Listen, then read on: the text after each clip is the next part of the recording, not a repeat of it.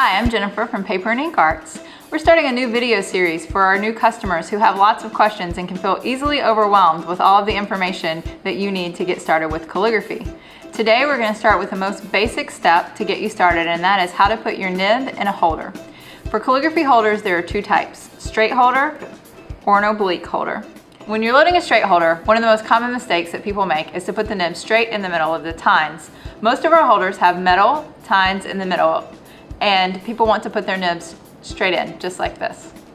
The problem with that is once you start to write, there's no resistance and your nib will move around. You actually want to load the nib on the outside of the tines, between the tines and the rim of the holder. Push it in, get it nice and tight, and you're ready to go. We also have oblique holders. Oblique holders have the offset flange to give you the right angle for pointed pen work. We're showing you the metal today because the metal flange allows more versatility in your nib in terms of where you can position it and allows you to get correct positioning. If you think of your holder, the circle of the base, you want your point of your nib to hit the middle. Sometimes I put my finger here to give me an idea of the middle, and sometimes I use another tool so that I know when I load this nib, and this is a Zebra G, by the way, so it's a little longer than many of the nibs. I want this tip in the center of the circle, so I'm going to keep pushing it back until I get it there.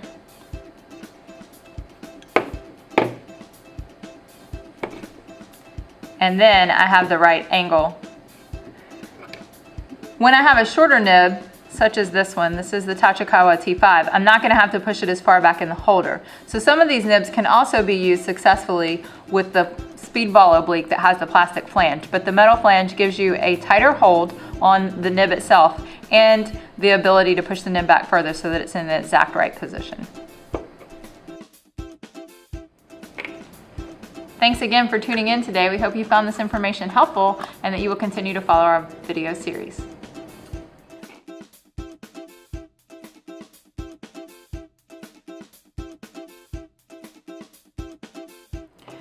For a straight holder, the most commonly incorrect way to load it is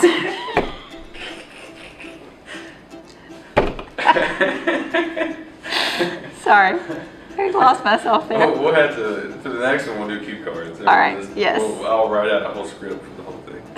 I'm serious, it's hard to... It is hard to think right off the top.